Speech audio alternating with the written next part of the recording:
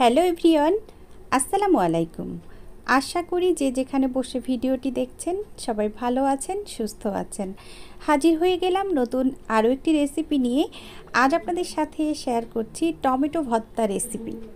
সেজন্য আমি আমার গাছে চলে গেলাম, সরাসরি গাছ থেকে এখন টমেটো ছিঁড়ে নিচ্ছি। আর দেখতে পাচ্ছেন আমার গাছে কিন্তু অনেক টমেটো ধরেছে আর এগুলো হচ্ছে পেকে যাচ্ছে। তো আমি ওই জন্যই ট্রাই করেছি কাঁচা পাকা টমেটো দিয়ে এই ভর্তাটা তৈরি করতে।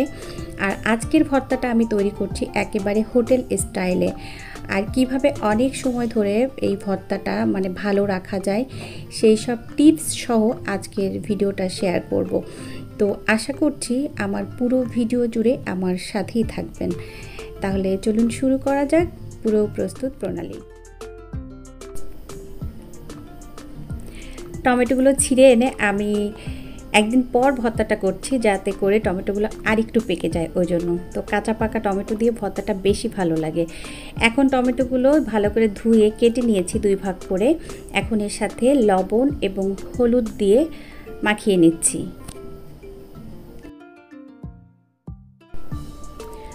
মাখানো হয়ে গিয়েছে। এখন একটা প্যান বসিয়ে তার মধ্যে আমি দিয়ে দিলাম অল্প পরিমাণে সরিষার তেল। আর তেলটা গরম হওয়া পর্যন্ত অপেক্ষা করছি। এরই মধ্যে গরম হয়ে গেছে আর আমি চুলার আঁচটা মিডিয়ামে রেখেছি। এখন সেই টমেটোগুলো দিয়ে দিচ্ছি আর আমি একবারেই সবগুলো টমেটো দিয়ে দিচ্ছি। আর এই পর্যায়ে আমি টমেটোগুলো দিয়ে আমি ঢাকনাটা দিয়ে ঢেকে রাখবো। আর চুলার আঁচটা একেবারেই কমিয়ে দিব যাতে করে টমেটোগুলো খুব তাড়াতাড়ি সিদ্ধ হয়ে যায়। আর যখন টমেটো সিদ্ধ হবে তো দেখতে পাচ্ছেন আমি ঢেকে দিয়েছিলাম, তখন কিন্তু অনেক পানি বের হয়েছে আর এই পানিতেই কিন্তু টমেটোগুলো সিদ্ধ হয়ে যাবে। তো এরই মধ্যে আমার টমেটোগুলো কিন্তু প্রায় সিদ্ধ হয়ে গেছে। আর এইভাবে যখন পানি বের হবে তখন কিন্তু ভয় পাওয়ার কিছুই নেই, কারণ এই পানিটা আমাকে শুকিয়ে নিতে হবে।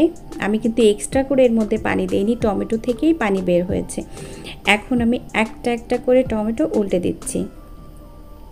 উল্টে দিয়ে আমি আবারও এখানে ঢেকে দিব। তার আগে আমি এখানে কয়েকটা রসুন কুচি দিয়ে দিলাম। সরি, রসুন কুচি না, আস্ত রসুনের কুয়া। তো এখন আমি ঢেকে দিয়েছিলাম। এই পর্যায়ে কিন্তু একেবারে সিদ্ধ হয়ে গেছে, প্লাস টমেটো ভাজা হয়ে গেছে। আর টমেটো এইভাবে একটু পোড়া পোড়া হলে কিন্তু বেশ ভালো লাগে, যখন এটা একটা স্মোকি ফ্লেভার আসে। আর হোটেলে কিন্তু ঠিক এভাবে ভর্তাটা তৈরি করা হয়। আর হোটেলের ভর্তা কিন্তু অনেক সময় ধরে থাকে, যেহেতু তাদের অনেক কাস্টমার আসে, তো একবার করে সারাদিন রেখে দিতে হয়। তো এইভাবে ভর্তাটা করবেন। আমি চুলাটা অফ করে দিয়েছিলাম। এখন ঠান্ডা হয়ে গেছে যখন, তখন আমি এই যে উপরে যে সিলকাটা আছে সেটা আমি একটু হাত দিয়ে ফেলে দিচ্ছি। আর অনেক সময় এই ভর্তাটা রাখার ক্ষেত্রে আপনারা কিন্তু কখনোই ভর্তাটা হাত দিয়ে মাখাবেন না। হাত দিয়ে মাখালে কিন্তু ভর্তা নষ্ট হয়ে যাওয়ার সম্ভাবনা থেকে যায় আর কি। তো এজন্য আমি একটা মেশার দিয়ে ভালো করে ম্যাশ করে নিচ্ছি। আর আপনারা চাইলে কিন্তু সিলকাটা রেখে দিতে পারতেন। তো আমার কাছে যেটা মনে হয়, আমার কাছে মসৃণ ভর্তা খুব ভালো লাগে। আমি একটু মসৃণ জিনিস পছন্দ করি, তো ওই জন্য আমি সিলকাগুলো ফেলে দিয়েছি। আর চুলাটা আমি কিন্তু একটু জ্বালিয়ে দিয়েছি যাতে করে যে পানিটা ছিল সেই পানিটা শুকিয়ে যায়। এখানে এটাও একটা টিপস, ভর্তার মধ্যে পানি থাকলে কিন্তু ভর্তাটা নষ্ট হয়ে যাবে। তো এই পর্যায়ে আমি চুলা বন্ধ করে দিয়ে আরেকটা প্যান বসিয়ে দিয়েছি। এখন সেই প্যানে একটু তেল দিয়ে কয়েকটি শুকনো মরিচ ভেজে নিচ্ছি।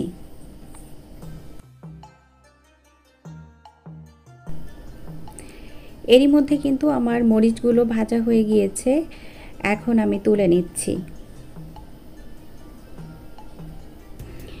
তো তুলে নিয়ে এই একই প্যানের মধ্যে আমি আরও সামান্য পরিমাণ তেল দিয়ে দিলাম।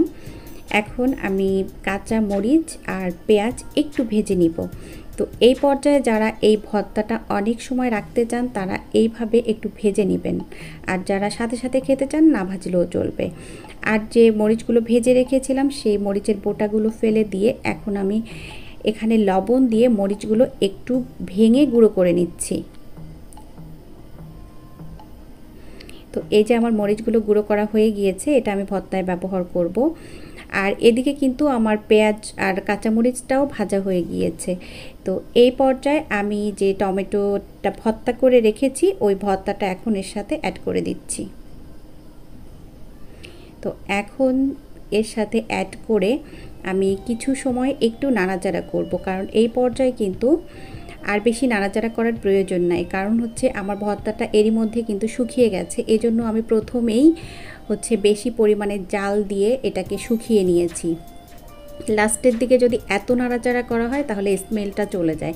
আর এই পর্যায়ে সামান্য পরিমাণ আমি চিনি দিয়ে দিয়েছি আর দিয়ে দিলাম সেই শুকনা মরিচের গুঁড়াটা। এখন একটু কিছু সময় নাড়াচাড়া করে মিশিয়ে নিচ্ছি, আর এরই মধ্যে কিন্তু ভর্তাটা হয়ে গিয়েছে। লাস্টে একটু সরিষার তেল দিয়ে দিলাম আর দিয়ে দিচ্ছি হচ্ছে এই ধনিয়া পাতা কুচি। এখন একটু মিশিয়ে নিব, আর আমি কিন্তু চুলাটা অফ করে দিয়েছি, অলমোস্ট হয়ে গিয়েছে। এতক্ষণ সাথে থাকার জন্য সবাইকে অসংখ্য অসংখ্য ধন্যবাদ। সবাই ভালো থাকবেন, আমার জন্য দোয়া করবেন। আগামী রেসিপি দেখার আমন্ত্রণ জানিয়ে বিদায় নিচ্ছি। আল্লাহ হাফেজ, আসসালামু আলাইকুম।